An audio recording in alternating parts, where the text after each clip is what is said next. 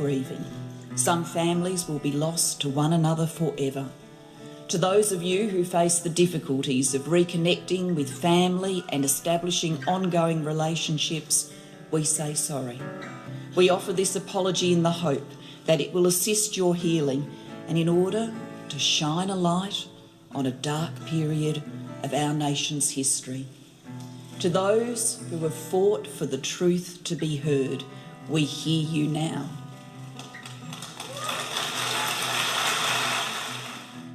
You're listening to Adopt Perspective, a podcast for anyone affected by adoption. I'm one of your hosts, Jo Sparrow. This podcast is a production of Jigsaw Queensland Post-Adoption Support Service. However, the views expressed are those of the people participating, not necessarily Jigsaw Queensland. The podcast discusses adult themes and listener discretion is advised. Happy New Year, everyone. It's Jo here. We've flipped the page into 2021, and one can only hope it takes a more positive turn than 2020. But as the famous Austrian Holocaust survivor, psychiatrist, and author Viktor Frankl wrote in Man's Search for Meaning, the last of the human freedoms is to choose one's attitude in any given set of circumstances. And what I take from this is that no matter how this year twists and turns, we are not pieces of paper caught up in the wind with no control over where we land.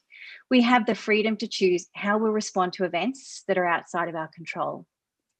With this in mind, I am so excited to introduce today's guest who is going to help us explore this idea. Pam Cordano is a marriage and family therapist and psychotherapist in the USA. She is also a cancer survivor and adoptee who is passionate about healing in community. Most of her work over 30 years has been focused on clients who experience serious illness or tragedy, where life was one way and suddenly changed in a moment. Her early life experience mirrors the trauma of this population, and her personal insights have deeply influenced her work. Pam says her greatest passion is helping people awaken their human capacity to move from despair to living a life of meaning and empowerment, which Pam calls finding a deeper yes to life. Inspired by Viktor Frankl, she helps clients identify and cultivate what is uniquely meaningful to them, which allows for increased vitality and new possibilities. Today, we'll be talking with her about her experience as an adopted person and her brilliant new book, 10 Foundations for a Meaningful Life, no matter what's happened. This book is for everyone who has experienced suffering in their life, which makes it highly relevant to not only adopted people, but to mothers, fathers who have lost children to adoption and all who have been touched by adoption in some way. Welcome, Pam, to Adopt Perspective. We are thrilled to have you on the podcast. Thank you, Jo, and hello, everyone. I'm so excited to be here today. Pam, I know that some of our listeners will be familiar with you thanks to Hayley Radke's Adoptees On podcast, but as your book was only published this year, they may not have had a chance to read it yet. You've based your book on the work of Viktor Frankl, and I mentioned him earlier, but for anyone who isn't familiar with his work, can you give us a bit of a summary of him and what drew you to do this? Yeah, so he was, like you said, a Holocaust survivor, and he was a young man in the Holocaust in prison for 4 years. During the Holocaust, his pregnant wife, his parents, and his siblings, except for I think one sister, were murdered. That's right. And he was in prison for 4 years. And while he was in the concentration camps, he was studying the human capacity around suffering and what are we humans capable of when we lose seemingly everything? And he was trying to find, is there anything we can really hold on to or tap into when everything seems lost? So because I had a lot of suffering in my early life and growing up and felt very lonely and despairing, his story was sort of awful enough and tragic enough that when I read his book, Man's Search for Meaning, I felt like he could understand something about my suffering. And it was as if he reached through the pages to say, I have something for you. And he's been my muse. So when I wrote this book, I just had to dedicate it to Viktor Frankl because he's been with me in some way through my own healing and journey to help other people heal. Yeah, you actually sent me back to read his work again, and it is really incredible. It's so powerful, and I can really see where he's influenced your own book and your own way of thinking and healing. Mhm. Pam, I'm not a huge fan of New Year's resolutions, but something that I like to do every year is select a theme word, corny as it sounds. It's a word that encompasses what I want to concentrate on. So I guess a keel, if you like, something that keeps my boat headed in the direction that I plan to go in. And somewhat ironically, I forgot to pick one for 2020, which is perhaps a good thing. But anyway, thanks to your book, I've narrowed down my word for this year, and it is meaning. I thought you might help kickstart me and our listeners into 2021 and our own search for a meaningful life. Are you up for that? I would love to help with that. That's very exciting. Awesome. Okay, well, let's get started. You write in your book that meaning is the only antidote to despair. What do you mean by this? Mm-hmm. Well, despair is not a psychological disorder. Despair is really a spiritual disorder. Like, we can't take antidepressants or some other medication to cure despair. So when a person is despairing, what they've really lost is access to a sense of meaning in their lives. And what is meaning? Meaning is really a spiritual connection to the world, the universe around us, and feeling a part of it all. And so despair is actually very dangerous. You know, that's a place where people die by suicide and might not die, but live kind of in a live sort of, they live like a death in a living body, if that makes sense. Yeah. It does. So despair is a place where people get addicted and people shut down, and their lives can get very small. So because it's not a psychological disorder, it's a spiritual disorder. And despair is really defined by a lack of meaning. That's what despair is. And so meaning is the antidote to despair. Well, actually, I have a little story. Can I tell you a little story of how I came to understand this? Yeah. So a lot of my work has been with adults with advanced cancer. And I hadn't connected this to my adoption until later in my career. But I think that since my early life and my adoption experience had been so difficult for me, that when I would meet adults who had a cancer diagnosis and who had a part of them that were living, and then a part of them that was living, and a part of them that was possibly going to die from their cancer, that circumstance was a place I felt like I could enter to help, because I knew something about that inside of my own self, because I shut down at a really young age as an infant, actually, and stayed shut down until my adulthood. And I was trying to find a way to bring my own self into life. And so to work with cancer patients gave me a language I could understand, where death was part of the picture of what we were talking about, and so was living in life. So about 12 years ago, I was just surfing the internet and found out that at Memorial Sloan Kettering Cancer Center in New York City, they were doing clinical trials where they were studying, what do we do with advanced cancer patients who have lost all hope for the future and feel like their existence means nothing, and they just want to have like an early death? And so they put together Viktor Frankl's work with these advanced cancer patients, and they helped these people cultivate meaning really systematically. And that was so exciting to me as a person, as a therapist, and certainly as an adoptee. And so what I came to understand by reading about these clinical trials and the experiences people had there, and then trying them with my own clients and starting groups with my own clients, was it works. Like, it really works to cultivate and feed and make more room in our lives for meaning. And it helps counteract despair that we might be feeling. It's amazing. And there are so many concepts in your book that I'd love to talk about. We don't have time to touch on all of them today. So carrying on from that one, there was something that that really resonated with me. And most of our listeners will have some idea of the importance of bonding. And you explain in your book why bonding is the way out of loneliness. And you do it so simply. And your story of how you came to understand this is incredible. Can you tell us about it? Mm-hmm. Yeah. So I was a baby. I was born to a mentally ill 18-year-old woman in California. And she had been an orphan herself, and her mother had been an orphan. So there's this lineage of orphans in my history. But she was mentally ill. And so she had a full-time job, and she would leave me alone in an apartment all day long for 9 hours while she went to work. And then she would come home and I would cry, and that was overwhelming to her. So she would be physically violent with me to get me to stop. But lucky for me, she told her psychiatrist about what was happening, and he had me rescued 3 times. And finally, when I was 6 months old, after I'd been in foster care a couple of times in a shelter, I was adopted at the age of 6 months. But by the time I was adopted, I had completely stopped crying or smiling or anything. But crying is really important, because crying is how babies let their caregivers know, I need something, I want something.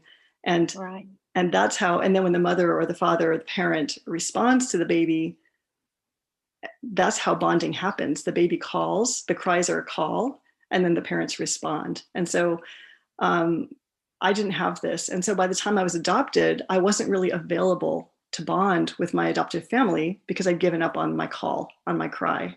And I grew up feeling very shut in and isolated. So fast forward to the best therapist I've ever had, Claude. He taught me, he said to me, Pam, there's this equation. It's bonding equals call plus response. And without bonding, I mean, we're not really even here. I mean, we're as everybody knows, babies are born kind of half cooked, half baked. Like they have to be born, and then they have to call and be responded to come fully into their own ability to be independent. And so he really spelled this out for me. And so it was like a light, just like what you said, like a light bulb went off, and I realized, oh my gosh, like my call got shut down so early. And what happens is when we shut down our calls, we still call, but it's in a disguised kind of way. Like I would overeat, or I would, drink alcohol, or watch a ton of TV, or things like that. My call was, I need to be comforted, or I'm bored, or I'm upset. But I didn't know how to call to an actual person, because I'd shut that in. So I'm getting goosebumps as you say that. Yeah. So many people are really, so many people are going to relate. Yeah. Yeah. Sorry, keep going. Yeah. So it was just really astonishing for me to realize and really kind of devastating to realize how much I'd shut my own call down, and that to wake it back up felt so it felt so dangerous, really, because it was my calls to my birth mom, which was when the violence happened. And so I learned before I even remember all of this, of course I don't remember any of it explicitly, but my whole body learned that crying, calling doesn't work. It brings me danger and pain. And so I had to unlearn this in therapy with Claude.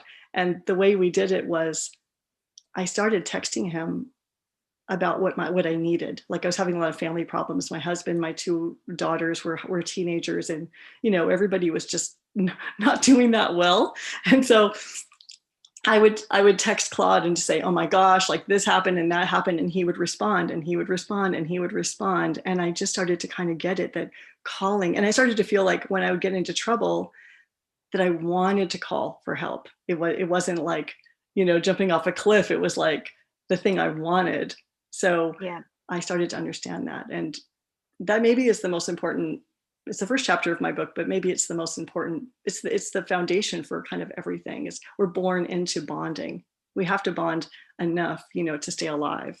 And so, but there's still a possibility that we can wake up our calls. And for those of us who are parents, we can learn to respond more in a more attuned way to the calls, and even the silent or disguised calls of our kids. Yeah.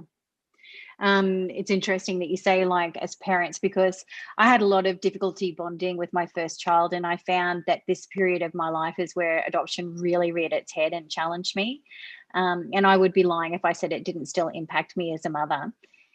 And you write that not knowing how to call for help proved challenging years later when you had babies of your own. And this really resonated with me. Can you tell us about that? Mm-hmm.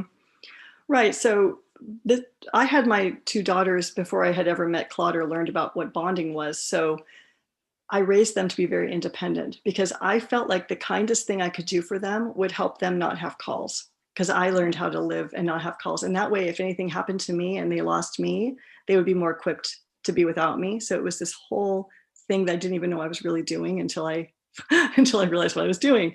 So Yeah. because I began to understand that calls were so important for bonding, I started trying to purposefully wake up my daughter's calls. And there's this one time I went into my older daughter Lauren's room, and she was just sitting there annoyed I'd walked in. She's probably 16. And I said, I want to do something for you right now. What do you want? And she said, nothing. And I said, no, really, I want to do something. Just tell me something you want. And she said, fine, wash my sheets.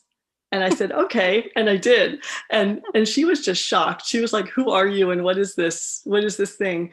But I started to really be attentive to anticipating the calls my kids had, and also to hearing them even when they weren't clear. That, and like if it were raining out, I might say, hey, do you want to ride to school? Which I normally would feel like they can handle it themselves, you know? So then what happened was that after they started calling more, then they started to call a lot. And they, you know, they had crises. Mom, I need this. And they were asking me for things all the time, and they started to kind of fall apart. And at the time I was thinking, oh my gosh, I knew it. Like, this is backfiring. Calling is dangerous. And Claude just said, stay with it, stay with it. And so I just kept trying to respond to their calls. And then they kind of calmed down. And now, you know, they can call when they need something. And they also are independent also, you know, and take good care of themselves. So it all kind of worked out. I mean, knock on wood, when has it ever really all worked out? But for right now, it's kind of worked out. And so it taught me a lot, because they had been holding so much in, just trying to do, they realized I didn't have the capacity for their calls. And so they learned how to not call. And then I had to grow the capacity. And thankfully it was when they were still, you know, in the house, and I had more chances to learn. Yeah. Wow. It's really powerful. Something that you write about is direct experience versus survival brain. Can you explain these concepts and why you write that you can only heal through direct experience? Yeah. We have two networks in our brains, and these two networks are completely separate from each other. They're like separate train tracks. So one network is called the default network. The default network has things we've already learned about how to solve problems and who we are and what's going on in our lives. And the default network has no new material, and it's fear-based, and it just goes around and around and around, telling us what we did wrong or what we're going to do wrong, or how we don't measure up, or things like that. And so, you know, most of us are familiar with this, I mean, probably we're all familiar with this internal voice that does this. We usually wake up with it until we can change the channel. We wake up with this voice, and it's right there if we do anything wrong. So that's the default network. And the other network that's a separate train track is direct experience, the direct experience network. And the direct experience network gets lit up in the brain when we are in the present moment and we are engaged in a direct experience with life, which means it hasn't happened yet. Like, it's happening for the first time, like right now. Like you and I right now are in direct experience because we're actively talking, and we've never done this before. So the thing that is important about this is that sometimes people want to go to therapy, and they want to spend the whole 50 minutes or hour from their default network talking about the problems. My husband did this, my kids did that, I did this. And if they do that the whole time, and if the therapist lets them, then when they leave the session, nothing's changed. It's just that the default has been reinforced, which makes it even stronger. And so adoptees do this too, on the adoptee communities I'm part of, where, you know, people will get together and talk about their problems. And talking about problems is only useful if something new can happen in the conversation. So if a client comes into my office talking about problems, I want them to have a brand new experience that they've never had before with the old material. So that's what, and so we only heal when direct experience is involved. We only heal because there's no way to heal unless something new happens and something new comes in. And so this is super important to me. And my friend Anne Heffron and Anne Heffron wrote You Don't Look Adopted. It's a great book about the adoptee experience. She and I lead retreats for adult adoptees in person, and we did that before COVID started, so we haven't done it for over a year now. But the first night when they all come in for a 4-day retreat together, they think they're going to be telling their stories and kind of getting into all of that, but we don't let them. We have them tell a little mini version of their stories in a very concise form. And then we pair them up and we have them go outside on this hunt to find the perfect leaf for a partner that we pair them up and they have a partner. And so we have them go get a little gift from nature, like a leaf that has something to do with the partner they're getting the leaf for. And we give them this direct experience. So they're outside, they're in their eyes, they're looking for a leaf, they're thinking about who they're giving the leaf to. And it's like a little, like a little surprise for the partner. And it's really fun. But what happens is they get out of their default and they start to have fun and they start to think about the other person, which is meaningful, because meaning is anything that transcends beyond ourselves. So it's, and then the healing, then the chance for healing and opening and connecting really becomes more available because they're out of their story. Would you say it's kind of like living in the moment, like being in the moment and experiencing the moment? Yes, but it's hard to stay it's hard to be in the moment for a long period of time, because our default network is so powerful. It wants to kick in really quick and tell us how we're going to screw up or that we did screw up, because it's trying to help us survive. It's our survival brain. Yeah, it's really interesting because I found like my default is I'm either looking 10 steps ahead. So I'm very goal oriented and I never celebrate the moment because I'm always looking at the next thing, or I'm in the back, I'm looking at the back. And so in the moment is a really difficult place for me to occupy. And if nothing else, 2020 taught me sometimes you just have to be in the moment, because you can't plan the future, and it's pretty sad if you're just looking at the past all the time. So maybe there was something good in 2020. Yeah, some direct experience training. Yes.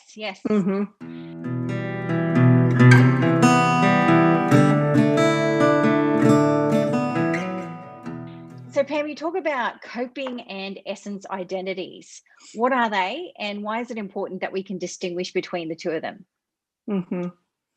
So all of us have patterned ways that we cope with troubles in our lives, and coping styles and coping strategies come from our default mode network. So some of us get perfectionistic, and some of us just give up on the day and turn on the TV and, check out. And some of us use substances or get addictive in some way. And just these are styles of coping with stresses in life, but they can become so solidified into patterns that we feel like they are actually who we are. Like, I used to party a lot to cope with being miserable. And so I used to say I'm a party girl, and I was proud of it, but it wasn't me. It wasn't really me. It was more, it was just how I learned how to cope. And I tried to put a little bow on it to make it look nice, but it came out of pain. And so what's important, and some of us have never known anything but coping. I mean, I feel like that was me. Like I pretty much was stuck in coping mode until probably my mid 40s, when things got better for me. But so people listening to this might feel like, well, I don't even know what else there is. And so what there is we all also have an essence identity. And one way to quickly find out what your essence identity is to think about a time in your life when you were really excited, really engaged, like really, well, a time when you felt really alive, like when you were experiencing heaven on earth, and what was happening in that moment. And sometimes when we have really great moments, we think, well, it was all these things outside of me. It was the perfect camping trip with the perfect people, or it was the right location. But actually, when we have these moments when we feel really alive, there's something happening inside of us, like we're opened up, or we're in the flow of things, or we're not so worried about danger and making mistakes. We're actually just enjoying ourselves and connecting. We feel connected, and maybe we feel energized, or we feel light. So those kinds of moments are more what we are like when we're in our essence and not coping. Just thinking, I did the exercises at the end of that chapter.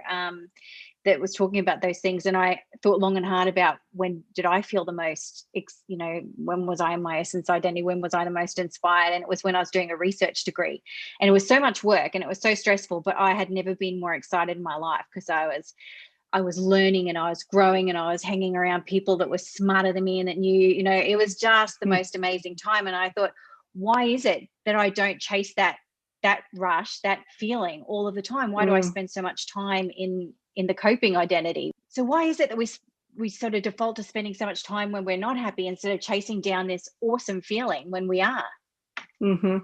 Yeah, I mean, and the answer really is because we're wired through all these millions of years to survive. And to survive, our ancestors, we had to be on guard all the time. We had to worry about what animal is behind the tree and what storm is coming in and what tribe or group of people might be coming in to take our land away, or all these kinds of things, and just really in major survival mode. We couldn't really put that down, and so our minds were working just around the clock to try to keep us alive and safe. So to be able to relax enough to feel our essence and that kind of pleasure. And it isn't, I actually had a thought with what you said about that time in your life that was so, I was going to say meaningful to you, because it was meaningful to you. Yeah, it was. Is that meaning isn't always easy or pleasant. Meaning can just feel so aligned with who we are, and it can light us up in a way like, I wouldn't want to be, this is hard, but I wouldn't want to be doing anything else. Or even going to like a funeral, like, this is really sad and I wouldn't want to be anywhere else. Like this, I'm aligned with being here, like that. Yeah. Wow. Okay. I almost need a moment just to absorb all of that. Pam, there have been times in my life when I've been consumed with anger about adoption, about the unfairness of it, how unsatisfying relationships can feel to me, what was done to mothers and fathers who lost children to adoption, and the popular belief that adopted people have been saved and should be grateful. And when I am in this headspace, nothing feels good. You write about the concept of strengthening our causes and banishing our againstness. How can this help us to lead a meaningful life? Well, I was one of those angry adoptees. Like I wasn't a compliant adoptee. So I grew up like not bonding to my adoptive parents and being really angry that I wasn't with my original family, and I felt ripped off. And so I was really, really angry at my parents, and I was really angry at the system, and I was really angry at people who were not adopted. I was jealous, and I was just angry all the time. And so feeling against the world was a really big thing for me. Like in all the chapters of the book, this one, the one about learning how to not be against other people, was probably my hardest challenge. And at some point I knew that, when we are against other people or people, let's say, when we're against other people, that a grievance is like, eating poison, hoping that the other person will die, but we're poisoning ourselves. And I knew that intellectually, but I didn't know how to translate that into my own system. And so again, that's where Viktor Frankl helped me with that, because when he got out of the Holocaust, he was committed to living in a mixed neighborhood with Nazi families and with Jewish people. And he refused to turn against any person or group of people. And he wrote a lot about that. And so I was super intrigued by that, but just couldn't figure out how to do it. And I mean, in the book, I described 10 different ways I was trying to get at, addressing how against I felt, and my heart felt so tight and closed. So I would say in a way that this issue of feeling against was probably the most vulnerable and the hardest issue for me to manage. But the thing is that, and again, I felt this way intellectually, I believe this intellectually, but I didn't feel it, that we're all interconnected, that if I'm going to be against you, to be against you is to be against myself.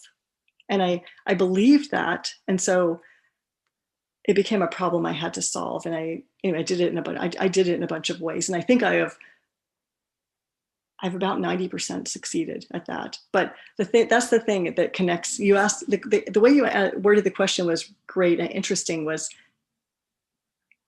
in a way like the relationship between banishing againstness or getting rid of againstness and meaning, because meaning is a spiritual experience. Meaning connects us with the world around us. And so to be against people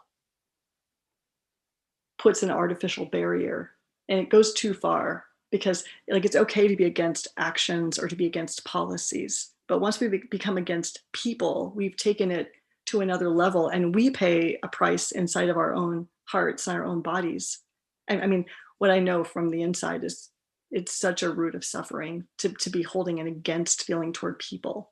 So anyway, yeah. So what was your question? What was your question? The question was, how can banishing our againstness and strengthening our causes help us to live a meaningful life? Mm-hmm.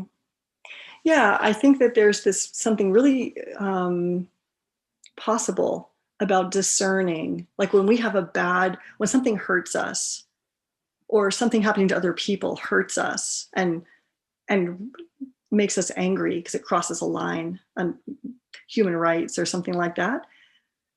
There's an important and possible discernment around turning against people versus turning against actions and, like I say, policies. So when we don't turn against people, we can stay more connected to the whole web of life.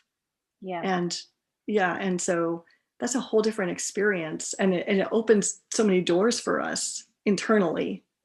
Yeah. And I'm saying all of this from this woman who has lived in a cement or a steel closed jammed heart for like most of her life. So like I'm talking like from the inside, like this is what I found. So yeah, it's complicated. It's super hard. I mean, we could talk about this for an hour, this subject, as far as I'm concerned. And it's not like something you flick a switch, is it? I mean, this is a life's work, and a constant choice that you make. Yeah. I mean, do you remember in my book, in this chapter, I went to a silent meditation retreat where we did metta meditation, and we were saying, may you be happy, may you be healthy, may you be safe, and may you have ease. And we start with someone really easy. So all I could think of was my daughter's dog, because the only person in the whole world I could feel open-hearted toward was my daughter's dog. And then it was like, okay, my husband, but I don't know if I really feel this way toward him. And then, hours and hours of this metta practice. But then I was walking to visit this horse on the property, and the horse wasn't coming to me when I would visit the horse. And I was so angry at the horse. And I was like, I was against the horse. And I was like, oh my God, look at me. Now I'm against the horse. I'm doomed. I'm broken, But, there are all these things of trying to stay with opening the heart. I love that story. And it actually made me want to go and do one of those retreats. And I have actually made a list of people that I want to do that mantra for. And because this year's been such a heightened emotion year for me, like people just doing normal things. My birthday just passed, and my birthday is, for me, for whatever reason, it's just always a really triggering time. I don't enjoy my birthday at all. And any little thing, even if I've set it up to be something that's going to disappoint me, which I usually do, it frustrates me, and then I've got these bad feelings towards people, and I think I need to do something like that where I can just learn, and it's a really active step to letting go of some things. Right. So really, there's a lot of horses in my life this year that I need to do that for. So Pam, perhaps my favorite takeaway from your book is what you write about attitude. And over the past year of coronavirus, political division, and for me, personal loss, it has been something that I have most worked on within myself. When you write about attitude being our last freedom, what do you mean by that? Mm-hmm. Well, I wrote about that, and that's something I learned directly from Viktor Frankl. I mean, that was one of his quotes, is that when a person loses everything, the only thing they have left is a choice to make around their attitude, or how they cope with the circumstances that they can't change. This thing about attitude is tricky, because I don't know how it is in Australia, but in the United States, there's a lot of pressure to be positive, and a lot of really, I think, dangerous and damaging pressure to be positive when people don't feel positive. And to pressure people to be positive is like a way of not listening to them and not honoring them. So this thing about we have the power to choose our attitude is not about positive thinking. It's really about accessing a true choice. So for me, well, and another thing is, and by what he means by attitude is really an orientation. So the orientation could be, the attitude orientation could be openness or patience or generosity or hard work or something like that, gratitude, whatever. So for me, I know I'm feeling part of, like, in my essence identity, like I feel like I'm being my real self when I have access to generosity. That's a clue for me. Like, that's my favorite orientation. When I'm in the mood to do things for others, I'm in a good place. So there are times when I'm in a bad mood, or I just feel stuck in this mental state that's miserable or something. And I know I'll remind myself, is there any way you can move into generosity that might help you unwind this mood? And that's assuming that if there's something I need to feel, like if I'm grieving something or I have to really address what's upsetting me, then okay, I need to address it. I really do. But sometimes with our default network in our brains, our mind can just tell us all kinds of stuff and get us in a bad mood, that isn't really stuff we have to grieve or deal with in the moment, or just stuck. So in those cases, I'll look for a way to be generous. That's my go-to, my first go-to attitude that I can look for. So an example is that a few weeks ago, American Halloween, just like in the movies, except this year was very different. I have this group of, because no one went trick or treating, but I have this group of widows I've been working with for 4 years. We meet on Thursdays, and there are 9 of them, and they're in their 70s and 80s. So I was thinking about them. I was in a bad mood, and I was thinking about them on a Saturday, and I had nothing to do that day, which is really a miracle. Like I never have nothing to do on a Saturday. So I thought about a really funny art project where I was going to make these shaggy ghosts, like a garland of shaggy ghosts for them. And so I made these 9 strands of shaggy ghosts, and then I drove around to each of their houses and dropped them off with a little card. And it made them laugh so hard because these ghosts were just very unkempt and messy. And it was just it felt like what this year has felt like, but they were also really adorable. And so that activity took a lot of time, but it made me feel really, really happy. And it was meaningful because I was connecting to the world beyond me versus just, sitting in a dark room and, lamenting about how terrible my life is or something like that. Yeah, that's fantastic. I think that's what this podcast has been for myself this year, and maybe even for Jane, is a way of connecting and getting information out and doing something that we can learn and grow at the same time as everybody else. So it's a powerful way to do that. Yeah. One of the things that I love about your book is that at the end of every chapter, it poses a question for reflection and calls you to action to immediately improve your life. And I thought I might put you on the spot today, and before you leave, which, gosh, I can't believe we're already at that point, is to ask if you could tell our listeners just one thing that they could do today to move towards a meaningful life. What would that be? Viktor Frankl says, and I agree, that meaning is always available to us, and that when we get disconnected from meaning, we are the ones who've disconnected. Like, it has not disconnected from us. We disconnect. So meaning is always there, waiting for us, ready for us to find our way toward it. And the first step to moving toward meaning is curiosity. So it's really like opening our eyes in the present moment and really looking at all the possibilities that we can move towards something meaningful. So actually I have a little list for you of like a treasure chest of a list. So here are some examples. Our senses connect us with meaning. What we see, hear, taste, smell, touch, like simple as petting a dog or looking at the sky. Those are meaningful experiences. And then there's actions, whether that's getting involved in causes or calling friends or doing something like making those ghosts or meaningful work. The podcast work is meaningful because it's connecting you to the larger world, like you said. So there's senses, there's actions, there's love, there's all the people, the animals, the places that we love. There's an investing in that somehow.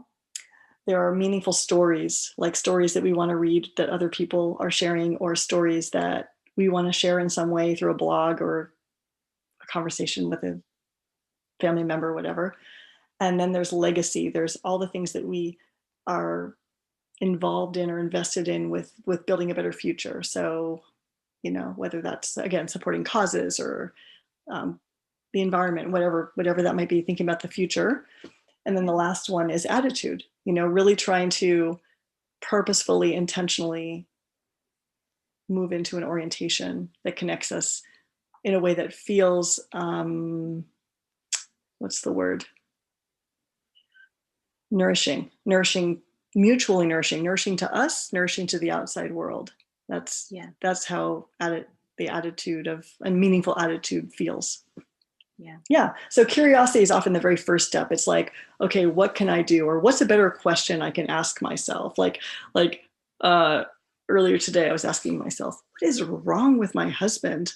But if I was really trying to shift my attitude, it could be like, okay, what's a better question? What could I do that would be more fun right now or more, more fun really than that. So I went out and I got my dog, and I have a pandemic puppy, and I got him a toy. It's a pink pig that's really adorable. And yeah, I went and did that. And that just gets me, then I'm shifting more into my essence. I'm less just stuck and hunkered down and coping. Yeah.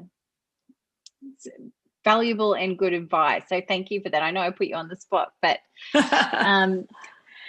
Pam, thank you so much for joining us today and giving us a little jump start at the beginning of 2021. I truly loved your book. I can't recommend it enough, and that you've shared so generously your time today. I do hope that you'll come back sometime to talk some more in future episodes. I would love to. Oh, it's brilliant. And we'll put some links to find out more about Pam and where you can buy her book in our podcast notes page on the Jigsaw Queensland website. And a reminder, do you have a story to tell? If so, we'd love to hear from you. Go to the podcast page on Jigsaw Queensland website and fill in a prospective guest form. And remember that Adopt Perspective can be listened to all over the world. Thanks so much, Pam. Thank you so much. Thanks for listening to the Adopt Perspective podcast. If you'd like to find out more, go to the podcast page on www.jigsawqueensland.com and you'll find a wealth of information and resources on the website. If you reside in Queensland, you can reach Jigsaw Queensland's Forced Adoption Support Service on toll-free 1800 210313, or you can call Jigsaw on 07 33 58 6666. If you live in another state of Australia, you can still call the Forced Adoption Support Service number, and your call will be answered by the Forced Adoption Support Service in the state that you are calling from. In every other state, Relationships Australia operates this service. A big thank you to Matt Sparrow for composing and recording our original theme music. Until next time, I'm Jo Sparrow saying farewell from Adopt Perspective, a podcast for anyone affected by adoption.